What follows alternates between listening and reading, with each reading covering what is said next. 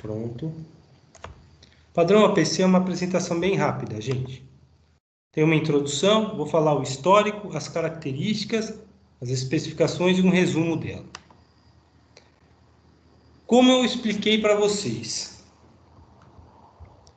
o pessoal da GM gastava muito dinheiro com o interfaceamento entre os diversos dispositivos que ele consumia e suas aplicações internas na empresa. Para cada tipo de aplicação, tinha que se criar uma interface seguindo os padrões de cada um dos drivers. Por isso que o padrão OPC foi necessário. Criar uma forma de comunicação com todos os dispositivos, e isso é chamado de OPC. Iniciou-se com o auxílio da Microsoft, via o que eles chamavam de DECOM, que é um sistema digital de comunicações. E o OPC ele é aplicado entre aplicações de monitoramento e entrada e saída de drivers específicos. E também faz a comunicação do sistema de gestão com o sistema baixo nível e sistema de controle.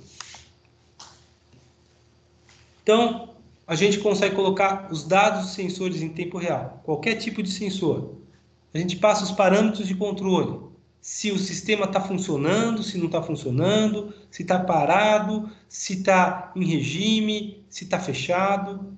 Informação de status do hardware e dos subsistemas e pode distribuir qualquer dado disponível. Então, toda a informação, a gente primeiro cadastra a informação, fala em que lugar a gente vai encontrar, que tipo de comunicação vai ser feita e a gente vai receber a informação e o status da comunicação.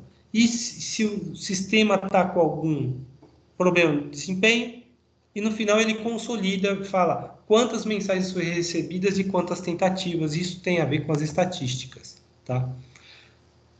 O padrão OLE foi desenvolvido em 1990 pela Microsoft e eles fizeram uma troca de dados dinâmica chamada DDE, e a gente conseguiu usar isso em alguns programas da Microsoft antigos, como o Excel.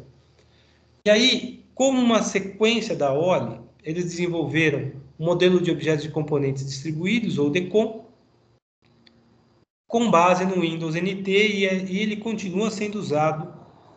Atualmente, o OPC está migrando para uma solução que não é exclusiva ao Windows, então ela vai ser uma solução que funciona em qualquer sistema operacional.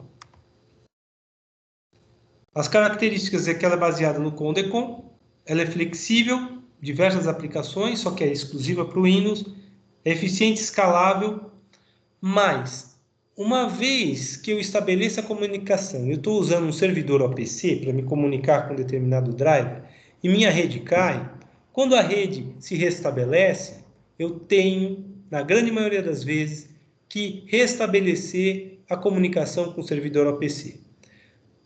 Ao contrário disso, se eu estiver fazendo uma comunicação direta com um driver de um dispositivo e a rede cai, quando a rede é restaurada, essa comunicação volta a funcionar. Então, apesar da alta performance, ela tem problemas justamente quando a rede está instável. Mas ela é muito fácil de entender e é amplamente aceita. A gente vai trabalhar com clientes e servidores para troca de dados. Cada servidor é um objeto separado. O servidor de acesso de dados provê uma janela de dados reais, não é uma configuração de sistemas. Então, o servidor está vinculado com objetos reais, CLP, CNCs, robôs e outros dispositivos. Os dados vão ter um nome e é esse nome de dado para tal dispositivo que vai ser o link para que o cliente APC ou outro tipo de aplicativo, como os próprios supervisores, softwares escadas, CLPs, possam acessar essa informação diretamente do servidor. Tem uma outra coisa que esse servidor faz, ele copia os dados. Então, Em alguns casos, eu consigo alterar os dados internos do CLP. Só que o pessoal faz limita essa gravação para que não consiga alterar o programa que está no CLP, no CNC ou no device. A gente consegue alterar algum parâmetro, mas a gente não muda o programa. Isso cria uma robustez muito grande nessa solução. E assim a gente consegue ter inúmeras aplicações acessando servidores OPCs usando rede Ethernet. E esse foi outro motivo que isso funcionou, porque funciona com a rede Ethernet. Não preciso dizer para vocês que, como isso surgiu nos Estados Unidos, é baseado em solução Windows. Os Estados Unidos chegou a usar isso contra o Irã. Teve uma época que todos os CLPs industriais do Irã foram hackeados por empresas americanas e eles pararam de funcionar de uma hora para outra justamente porque esse protocolo de comunicação foi aberto para o governo americano e eles fizeram uma guerra tecnológica contra o Irã. As aplicações estão interessadas num subconjunto de itens ou tags do servidor, então ele não vai pegar toda a informação, só a informação que ele realmente precisa. Então, são duas tabelas. O servidor tem uma tabela e o cliente tem outra. O cliente tem um subgrupo da tabela dos servidores. O cliente consegue ter vários subgrupos de diversos servidores. As aplicações acessam diversos subconjuntos de itens de diferentes tempos, com requisitos distintos relativos à resposta e resolução. O que isso significa é que o cliente ele tem uma flexibilidade muito grande de acessar as informações que ele realmente precisa e com quem está gerando essa informação. Isso cria muita independência na estrutura de dados. Tá? E aí, ele é estruturado num servidor e em grupos e itens. Grupos pode ser um CLP tem N itens, o segundo CLP tem N itens, um CNC tem M itens. E o servidor OPC está disponibilizando todas essas informações aqui. Um cliente OPC pode acessar o grupo e o item que ele quiser dentro do servidor. O projeto típico tem interface OPC com, tem gestão de item, monitoramento e otimização de itens, protocolo lógico específico do dispositivo e gestão de conexão com hardware.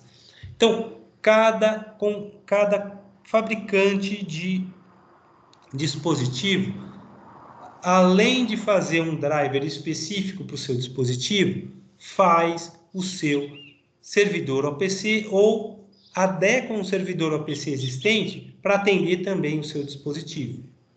Por outro lado, a indústria de controle e supervisão cria clientes e servidores OPC para acessarem e mandarem informação para esses dispositivos.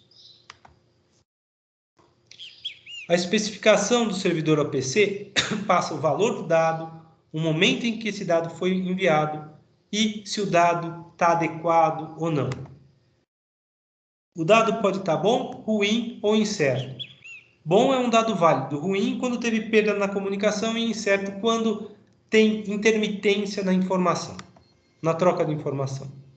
Os clientes definem basicamente criação de grupos e itens OPC, leitura síncrona ou assíncrona dessas informações, se vai trabalhar de forma ativa ou inativa, leitura cíclica ou por mudança de estado, e valores que não devem ser considerados para cada item, chamado de banda morta.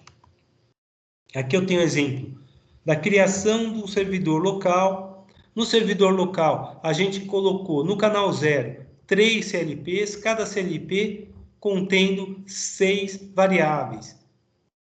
3 delas inteiras são essas M's e 3 delas floats ou reais, que começam com D. Tá?